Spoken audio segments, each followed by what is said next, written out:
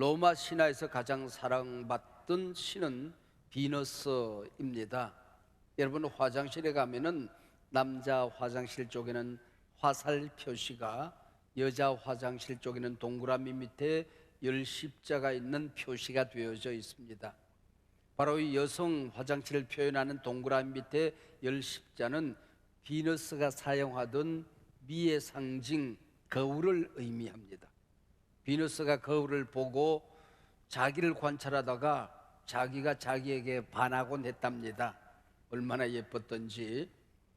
이 로마 신화에서 비너스가 헬라에서는 아프로디테입니다. 앞으로 봐도 예쁘고 뒤태도 예쁘다고 그래서 아프로디테입니다. 이 아프로디테라고 하는 이 말에서 에바브로디도라고 하는 이 이름이 나온 겁니다. 이 에바브로디도라고 하는 이 이름의 뜻은 charming, 매력이라는 뜻입니다. 빛난다, 귀하다라는 뜻을 가진 이름입니다. 그래서 헬라에서 가장 흔한 이름 가운데 하나가 에바브로디도였습니다. 보석으로 말하면 금강석, 즉 다이아몬드 같은 존재를 의미합니다. 잘 세공된 다이아몬드는 빛을 반사하고 또 굴절하는 성질 때문에 반짝반짝 빛을 발하게 되지요. 갈고 닦고 다듬어진 다이아몬드처럼 광채가 나는 사람, 존귀하게 빛나는 품성을 가진 사람이 아프로디테, 에바브로디도, 매력의 사람이라고 할 수가 있을 것입니다. 에바브로디도는 헬라 신을 섬기던 이름을 가졌지만은 예수님을 믿고 사도 바울의 선교에 동참하는 사도 바울의 말년, 그가 가장 어려웠던 그 곁을 지켜드린 영광스러운 사역자가 되었습니다. 사도 바울은 에바브로디도의 이름을 바꾸라 요구하지 않았습니다. 오히려 그 매력이라는 이름에 걸맞게 매력적인 사람, 존귀한 사람이라고 칭찬을 아끼지 않습니다. 오늘 본문 29절에서 그는 이름처럼 존귀한 사람이니 이와 같은 사람을 존귀 여기라.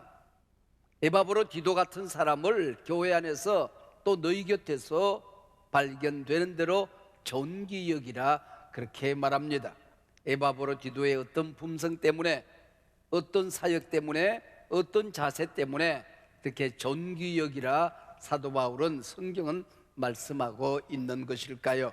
오늘 이 예배 시간을 통하여 여러분 한 분 한 분이 에바브로디도처럼 매력적인 신앙인, 존귀함을 받는 신앙인이 되기를 주의 이름으로 축원합니다. 우리는 존귀하신 예수님을 믿는 사람입니다. 하나님께서 우리 한 사람 한 사람을 하나님의 형상, 바로 존귀한 사람으로 만드셨습니다. 그러므로 우리 그리스도인은 존귀한 존재이지요.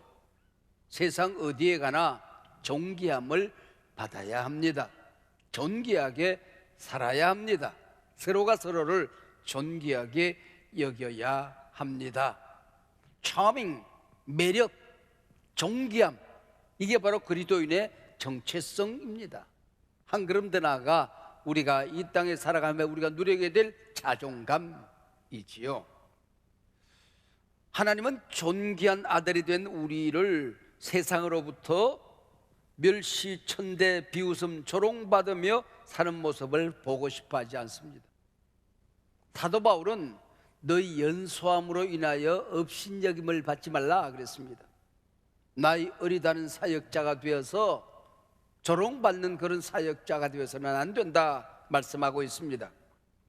하나님은 하나님 나라에서 존귀한 왕자, 공주로 살게 될 우리 한 사람 한 사람, 이 땅에서도 존귀 여김 받으라 말씀하고 있는 겁니다. 때로 주의 이름으로 핍박을 받을 때도 있지요. 그러나 천박한 존재가 되어서는 안 되는 겁니다. 소유냐 존재냐, 우리가 뭘 가졌냐, 여하에 따라서 존귀해지고 천박해지는 게 아닙니다. 어떤 존재로 살아가느냐, 어떤 품성으로 살아가느냐 여하에 따라서 우리가 존귀한 사람으로 살게 되는 거지요. 저는 목회는 목사 아닙니까? 우리 성도들을 바라보면서 제게 소원이 한 가지가 있어요. 내 민족 내 백성이 세계 무대에서 존경받으며 살아가는 것입니다. 한국 교회가 세상 한복판에서 존귀함을 받는 것입니다. 우리 한소망 교회가 우리 사회 역사 무대에서 자랑이 되는 것입니다. 우리 성도님들 한 분 한 분이 존경받고 존귀함 받으며 살기를 저는 기도하고 또 기대하는 것입니다. 우리 그리스도인들이 세상에서 만든 상품 단추 하나도 존중을 받아야 합니다. 식당 하나를 차려서 밥 한 그릇을 내어놓아도 우리 성도님들의 손을 통하여 만들어진 밥 한 그릇은 존중받고 존귀함을 받아야 한다 하는 것입니다. 여러분, 결코 조롱받으며 업신여김을 받으며 무시당하며 살지 않으셔야 합니다. 가정 안에서도 서로 존귀하게 여기며 사십시오. 사회생활에서도 존경받으며 사십시오. 특별히 우리 교회 안에서 서로가 서로를 존중히 여기며 사십시오. 말 한마디를 해도, 사람 한 분을 만나도, 서로 섬기는 사역 한 번을 하더라도 말이에요, 내 속에 분노, 상처, 미움, 용서하지 않음, 원망, 부정적인 생각, 이런 것들이 꽉 차 있어서 쌓여져 있는 게 쓰레기니 입을 열면 쓰레기밖에 나오질 않아요. 그러면 상대방이 내 삶의 쓰레기가 되는 것입니다. 내 속에 아름다운 품성, 존중과 격려와 칭찬과 사랑이 꽉 차 있을 때에 내가 입 한 번을 열어도 상대를 존중히 여기는 아름다운 품성의 사역자가 되는 것입니다. 너희가 주 안에서 모든 기쁨으로 서로 영접하고 또 이와 같은 자들을 존중히 여기라. 우리가 잘 아는 대로 빌립보서는 사도 바울의 옥중 서신입니다. 사도 바울이 로마에서 감옥에 갇혔다는 소식을 듣고 사도 바울이 직접 설립한 빌립보 교회는 사도 바울의 세계 선교 사역을 위해서 봉헌을 합니다. 누군가 모아진 봉헌을 가지고 로마로 가서 감옥에 있는 사도 바울을 좀 도왔으면 좋겠는데, 의논하는 가운데에 에바브로 디도가 자원하여 로마로 달려가게 되는 것입니다. 빌립보에서 로마까지 가는 여행은 결코 쉬운 길이 아니었습니다. 그리하여 에바브로 디도는 여행 중 쇠약해진 몸으로 바울이 갇혀있는 로마 감옥에 들어가게 됩니다. 몸도 허약하고 독한 눈병으로 거동조차 불편했던 사도 바울을 에바브로 디도는 지극정성으로 섬깁니다. 그러던 중 이번에는 에바브로 디도가 병을 앓게 되지요. 그 병이 뭔지, 언제 어떤 연유로 병이 들었는지 성경은 말하지 않습니다. 그러나 성경은 30절에서 그가 자기 목숨을 돌보지 않고 바울을 섬겼다고 말합니다. 자기 몸이 약해져 가는데도 자기 몸을 돌보지 않고 목숨을 아까워하지 않고 바울을 돌보았다는 겁니다. 그 앞에 27절, 그 병이 중하여 죽게 되었는데 말이에요. 바울을 돕겠다고 애를 쓰다가 자신이 죽게 생겼으니 바울에게 큰 걱정거리가 된 겁니다. 이 소식을 들은 빌립보 교회는 오죽이나 걱정을 했겠습니까? 에바브로 디도는 자신이 아픈 것보다도 바울에게 미안했습니다. 빌립보 교인들이 걱정할 생각을 하니 마음이 아팠던 거지요. 여러분, 사도 바울이 누굽니까? 성경에 많은 사역자들이 있지만 사도 바울처럼 능력이 많은 사역자가 또 어디 있겠습니까? 그가 귀신 들린 자를 위하여 기도할 때에 귀신들이 두려워 떨고 도망을 갑니다. 병든 자에게 바울의 손수건만 갖다가 얹어도 병든 자가 나았던 겁니다. 능력의 치유 사역자 아닙니까? 에바브로디도는 누굽니까? 매력 있는 사역자입니다. 존귀한 신앙인입니다. 빌립보에서 로마 감옥까지 달려온 열정적인 사역자입니다. 지금 에바브로디도가 하는 사역은 뭡니까? 돈벌이나 하자는 겁니까? 땅끝까지 복음을 전하는 사도 바울을 돕기 위해서 로마까지 달려온 병약한 주의 종을 돕는 사역자였습니다. 근데 왜 이런 사람이 병들어야 하는 겁니까? 사도 바울이 기도하지 않았겠습니까? 근심에 근심하며 기도했지요. 근데 왜 병이 낫지 않는 것입니까? 주께서 사랑하는 자가 병들었나이다. 나사로가 병들었을 때에 하는 말입니다. 여러분, 주님이 사랑하는 자도 병들고 주님이 사랑하는 자도 어려움 겪을 수 있고 죽을 수도 있는 거지요. 어떤 사람은 세상 의사들이 고치지 못하는 병에 걸렸는데 기도하고 낫습니다. 근데 어떤 사람은 신실한 신앙인입니다. 병으로 고생을 합니다. 온 교회가 함께 그를 위해 기도합니다. 근데 낫지를 않아요. 그도 별세하더라고요.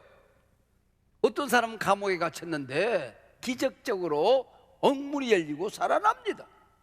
근데 어떤 사람은 감옥에서 순교해요. 오늘 본문은 이런 인생의 아이러니에 대해 전혀 언급하지 않습니다. 아무런 설명이 없어요. 왜라고 묻지도 않습니다. 하나님이 행하시는 일을 그대로 믿고 그대로 받아들이는 것입니다. 그 모습 그대로 하나님의 뜻으로 깨끗이 용납하는 것입니다. 존귀한 사역자가 병이 들었다. 그가 죽게 생겨 근심이 되었다. 이 일로 모두가 걱정을 하니 근심 위에 근심이다라고 말할 뿐입니다. 그 모습 그대로 서로 사랑하고 서로 섬기고 서로 기도하는 것입니다. 지금 에바브로디도는 병이 들어 죽어가고 있습니다. 사도 바울은 몸이 약해진 상태로 감옥에 갇혀 있습니다. 에바브로디도를 파송한 빌립보 교회는 큰 근심에 쌓여 있습니다. 바울의 치유 기도도 빌립보 교회의 증보 기도도 에바브로디도의 그 멋진 사역과 신앙도 소용이 없어 보입니다. 이런 안타까운 상황에서 이분들이 뭘 합니까? 믿음이 약해졌나요? 불평 원망하고 있나요? 아니요. 이들은 놀라운 사역을 시작합니다. 이름하여 저는 이 사역을 근심사역이라 부르고 싶습니다. 근심 위에 근심을 하는 사역입니다. 무엇을 먹을까는 근심이 아니에요. 무엇을 입을까, 뭘 좀 더 가질까 하는 걱정이 아닙니다.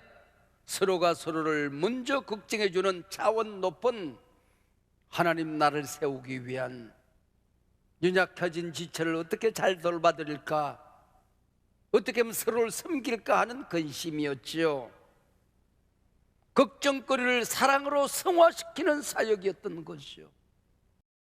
사람이란 병이 들거나 어려움이 있으면 남 걱정할 여력이 없어요. 누군가 자기를 돌봐주고 걱정해 주기를 기대하지요.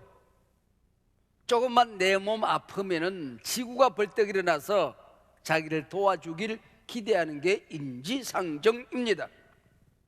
근데 지금 에바브로디도는 자신의 질병을 염려하는 것이 아니라 빌립보 교인들이 이 소식을 듣고 얼마나 걱정할까, 성도들을 염려하는 거예요.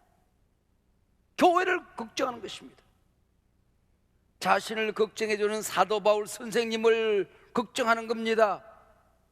이게 신령한 근심사역입니다. 거룩한 근심사역입니다. 이 얼마나 근사한 인격들입니까? 이 얼마나 아름다운 신앙입니까? 이 얼마나 멋진 사역입니까? 이것이 소위 근심사역입니다. 모두가 자기 문제를 걱정하지 않습니다. 남의 문제를 끌어안고 걱정합니다. 우리가 잘 아는 대로 빌립보서는 기뻐하라는 서신 아닙니까? 항상 기뻐하라는 서신 아닙니까? 범사에 기뻐하라는 서신입니다. 그런데 오늘 본문은 걱정하며 기뻐하는 겁니다. 여러분, 이게 역설적이지만은 사회적인 약자들을 돌보고 내 곁에 고난당하고 있는 사람들을 돌보면서 근심하는 것, 수고하는 기쁨, 여러분, 이게 얼마나 깊은 기쁨입니까? 얼마나 놀라운 기쁨입니까? 기뻐하라는 서실에 차원이 다른 기쁨 가운데 하나가 근심사역입니다. 다른 사람들의 염려를 내 염려에서는 끌어안고 하는 근심사역, 이게 진정한 기쁨이더라고 하는 거지요. 하나님의 사람들이 하는 기쁨은 이런 또 다른 차원이 있다는 겁니다. 그러므로 오늘 본문의 모든 사람들은 다이아몬드처럼 빛이 나고 있습니다. 참 매력적인 사람들입니다. 죽을 병인가 싶었던 에바브로디도의 병이 나았습니다. 건강을 회복했습니다. 사도 바울은 건강을 되찾은 에바브로디도를 서둘러 빌립보 교회로 돌려보냅니다. 이러는 어간에 빌립보서 말씀이 다 이제 기록이 끝났어요. 돌아가는 우리 에바브로디도의 손에 빌립보에 보내는 편지를 들려서 보내니 이름하여 빌립보서가 되었던 거지요. 근심 위에 근심이, 기쁨 위에 기쁨이 되었던 것입니다. 근심 위에 근심이, 보람 위에 보람이 되었던 것이지요. 이게 근심사역입니다. 사도 바울은 감옥에서 고생하던 자신과 생사를 같이 하던 에바브로디도를 오늘 본문에서 여러 말로 칭찬을 합니다. 그는 내 형제다, 피를 나눈 내 형제다, 그는 나와 함께 수고를 아끼지 않았다, 거룩한 영적인 전쟁을 나와 함께 감당한 군사다, 너희 모두를 대신한 사자로 나를 돕던 사람이다. 그리스도의 일이라면, 자신이 감당해야 될 일이라고 한다면은, 이게 주님의 일이라면은 목숨을 아까워하지 않고 목숨을 깨끗이 던질 수 있는 사람이었다. 그가 지금 돌아가니 기쁨으로 영접하고 그를 존귀 여기라 사도 바울이 말씀하고 있습니다. 여기에 서로 목숨이라도 내어줄 수 있는 사랑이 넘치는 한 가족이 있습니다. 누가 장기를 기증받아야 된다고 한다면은 아버지가, 어머니가, 형제가, 자매가, 자식들이 서로 자신의 장기를 내어주겠다고 앞을 다툽니다. 식구들 가운데 누구 한 사람 병이라도 들면 모두 자신 때문에 병이 난 것처럼 서로를 돌보고 섬깁니다. 주머니를 여는 사람, 음식을 만들어 나르는 사람, 사랑하는 가족을 차에 태워 병원을 드나드는 사람, 시간을 정해서 기도하는 사람, 서로가 서로를 위해서 섬기고 돕습니다. 형제들 사이에 조금 못난 사람이 있으면 콩 한 조각도 나누어 먹는 집안입니다. 늙어가는 내 아버지, 내 어머니가 내 모습인 양 내 몸처럼 돌봅니다. 효도를 다합니다. 치매에 걸린 배우자가 있으면 가끔 샤워실 목욕탕에 들어가 씻기더라 깔깔대고 웃는 소리가 밖으로 새어 나옵니다. 멋진 가정 아닙니까? 근사한 가정 아니겠습니까? 오늘 본문에 등장하는 용어들을 나열해 보면 이런 가정 안에서나 쓰여질 수 있는 용어들이 쓰여지고 있다고 하는 것입니다. 이런 멋진 가정 안에서 나누어지는 그 사랑이 여기에서 지금 쓰여지고 있다는 거예요. 또 다른 한 차원, 여기 천국 가족 같은 교회가 있습니다. 이 교회에서는 크고 작은 일이 있을 수가 없죠. 귀하고 낮은 일이 있을 수가 없습니다. 모두 자신이 하는 일이 30절 그리스도의 일입니다. 그리스도를 위한 일이었습니다. 그리스도의 일은 예수님께서 십자가 위에서 자신의 몸을 드리고 피 흘리는 그 사역과 다를 바가 없다는 거지요. 그래서 예수님을 섬기듯이 너도라도 낮아져서 섬기는 것입니다. 모두 자신이 담임 목사인 줄로 알고 양을 잡아 제사를 지내는 자기 자신이 제사장인 줄 알고 목사가 성찬 예식을 집례하듯이 거룩한 마음으로 서로를 섬기는 것입니다. 큰일 작은 일이 없는 겁니다. 25절 돕는다라는 말은 참 재미있는 말입니다. 레이투르곤이라는 말을 써요. 이 레이투르기아라고 하는 이 말은 제사장이 성직자가 양을 잡아서 제사를 집례하는 겁니다. 그게 레이투르곤입니다. 목사가 이 자리에서 받아 먹으라, 이것은 너희를 위한 내 몸이다, 받아 마시라, 너희를 위한 내 피다. 성찬을 집례하는 것처럼 서로를 돕는 사역, 그게 바로 레이투르곤입니다. 돕는다는 겁니다. 그 일을 감당할 때 어떤 자세로 감당합니까? 30절, 자기 목숨을 돌보지 아니했다. 바라 곁으로입니다. 예수님 곁으로, 사도 바울 곁으로 발로 던진다는 것입니다. 자기 몸을 사역을 위해서, 예수를 위해서, 스승 바울을 위해서, 성직자를 위해서 생명을 깨끗이 던졌다는 겁니다. 모리아 산상에 이삭이 장작더미 위에 자기 몸을 깨끗이 던졌다, 그런 얘기입니다. 이 제단 위에 자기를 깨끗이 던지고 섬겼다는 것입니다. 얼마나 근사한 단어들입니까? 이미 순교자들입니다. 사도 바울은 에바브로 디도의 이런 모습이 얼마나 숭고하냐, 얼마나 존귀한 사역이냐, 이런 사람 존귀 여기지 않겠느냐. 우리 하나님이 너희도 이런 사람을 영접하고 존귀히 여기라. 귀인을 알아보는 자는 이미 귀인이 된 것입니다. 이처럼 오늘 본문에 나오는 단어들은 천국 같은 교회에서나 사용될 수 있는 단어들이 쓰여지고 있다고 하는 것입니다. 멋진 단어들이 쓰여지고 있어요. 사도 바울과 빌립보 교회, 그리고 에바브로디들은 천국 가족이 이미 되어 있었던 것이죠. 이런 섬김 받으며 얼마나 행복했을까요? 이렇게 서로를 섬기며 얼마나 뿌듯했을까요? 이 사람들 중 누군가 병들었다고 하니 가슴 아파 기도합니다. 이게 바로 근심사역, 성도의 근심사역이라는 거죠. 사랑하는 성도 여러분, 내가 하는 조그만 그 일들이 30절 그리스도의 일입니다. 여러분이 교회를 섬기고 사랑하는 사람을 섬기기 위해서 하는 그 일은 목사가 이곳에서 말씀을 증거하는 사역, 성찬을 집례하는 사역, 제사장이 양을 잡아 제사하는 그 사역과 조금도 다를 바가 없는 성직이라고 하는 것이죠. 만인 제사장설이 아니라고 할지라도 존귀한 사역이라는 것입니다.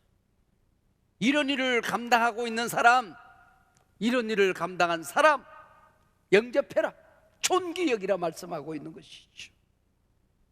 예배 사역을 위해서 찬양으로 섬기는 사람들이 있지 않습니까?